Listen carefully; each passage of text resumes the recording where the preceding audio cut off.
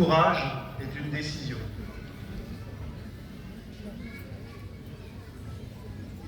Le 23 mars 2018, lorsqu'il remonta la colonne de ses camarades gendarmes, sans doute, Arnaud Beltrame n'avait-il pas à l'esprit cette phrase de Winston Churchill. Vos gueules, les gars, je prends, je prends. Le lieutenant-colonel Beltrame, numéro 3 du groupement de l'Aude, venait de prendre les choses en main. Nicole, Cédric, Damien, vous ne pouviez pas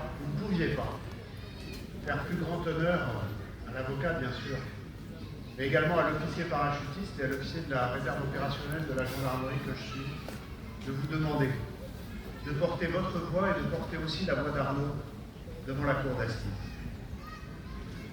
C'est en ces qualités que je voudrais partager avec vous deux observations, deux remarques, deux réflexions sur le geste d'Arnaud. La première, qui est un point absolument crucial, c'est que contrairement à ce que beaucoup de gens nous disent et disent parfois encore, le colonel Beltrame ne s'est pas sacrifié. Le colonel Beltrame a commis un acte réfléchi, un acte combattant. Il est monté au combat en cette fin de matinée. Il a été, bien sûr, et vous l'avez rappelé, monsieur le maire, cher Charles, il a été sauver Julie, l'otage. Mais avant tout, et peut-être même plus que ça, il a été faire son métier de soldat et combattre pour la France ce terroriste islamiste qui venait d'envahir un supermarché à Trèbes après avoir semé la mort depuis le matin à Carcassonne. Alors, nous le savons, nous avons des audios de ce qui s'est passé. Et quand le négociateur du GIGN appelle le terroriste, c'est Arnaud qui répond. Et on entend la chose suivante. L'opérateur du GI dit « Allô, Radouane ?» Et c'est une voix sûre d'elle, tranquille, sereine, qui lui répond « Non, c'est le colonel Beltrame. Est-ce que vous savez qui je suis ?»« Oui, camarade.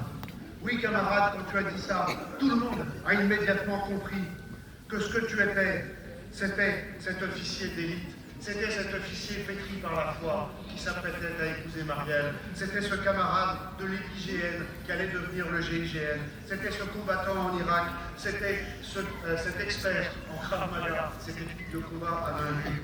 Et c'était cet officier chargé depuis 1 an de préparer les dispositifs antiterroristes dans le département de l'Aude.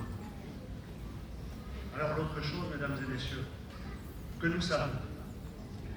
Nous le savons parce qu'une enquête judiciaire, une instruction, ça donne lieu à des expertises, et notamment à des autopsies. Et nous savons, parce que nous l'avons lu dans le rapport, et nous l'avons fait préciser à cette audience publique par le médecin légiste, mais tout le monde ne l'a pas assez entendu. C'est que non seulement Arnaud Beltrame a été au combat, mais qu'Arnaud Beltrame a réussi sa mission. Tout le monde dit que le terroriste a été abattu par l'assaut de l'antenne GIGN qui a tiré instantanément en rentrant dans la petite pièce 4 balles dans la tête du terroriste.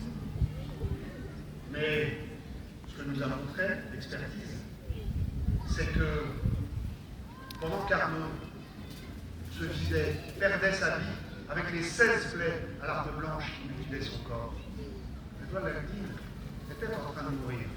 Il avait les poumons pleins de sang, avec une balle qui avait traversé ses poumons en rentrant sous la poitrine. Et cette balle, mesdames et messieurs, elle a tué la Guine, car nous avons fait dire à l'expert que sans l'intervention des opérateurs du GIGN, M. Lactine serait sans doute mort dans les 10 minutes suivantes. Mesdames et messieurs, Arnaud est un combattant. Et Arnaud a neutralisé la menace. Il a fait son devoir de soldat. Il a fait son devoir de patriote. Il a fait son devoir d'officier. Et c'est une chose qu'il était impératif, non seulement pour moi, mais pour sa famille, de partager avec vous tous. La deuxième réflexion, mesdames et messieurs, c'est que Arnaud Beltrame est devenu, en entrant dans ce réduit de 7 mètres carrés du supermarché de Trèbes, il est devenu, à son tour, un héros français. Un héros de tragédie d'ailleurs, d'abord bien sûr. Unité de lieu, une petite pièce de 7 mètres carrés. Unité de temps, 3 heures. Unité de personnes, un trio avec Julie, avec lui et avec un terroriste islamiste. Mais bien plus largement, bien plus largement. Ce qu'a fait Arnaud Beltrame, c'est qu'il a posé l'acte fondateur symbolique de la riposte, de la force légitime de la République française à l'agression islamiste. Vous avez rendu hommage, monsieur le maire, au bouclier que constituent nos forces de sécurité intérieure, que, monsieur le ministre, cher Bruno, vous défendez et protégez avec tant d'ardeur. Mais c'est même plus qu'un bouclier.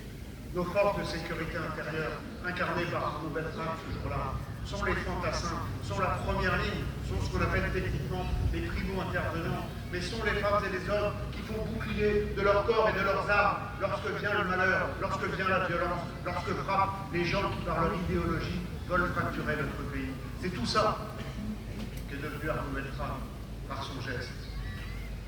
Mesdames et messieurs, un peuple a besoin de héros. Ma génération est sans doute une des dernières qui a été élevée en apprenant à l'école la mémoire de Roland à Roncevaux, de Charles Martel à Poitiers, de Duguay-Clin à Brocéliande, de Bayard au Garigliano ou d'Albert Roche à Verdun. Une des voies de retour à la cohésion nationale dont nous avons tant besoin, c'est précisément de réapprendre à nos jeunes que la fierté d'être français passe par le fait de savoir voir, de savoir comprendre, de savoir glorifier des actes tels que celui du colonel Beltrame. Il y a un siècle à peu près, Ernest Renan disait, et on ne s'est pas concerté, la France est un héritage de gloire et de regrets.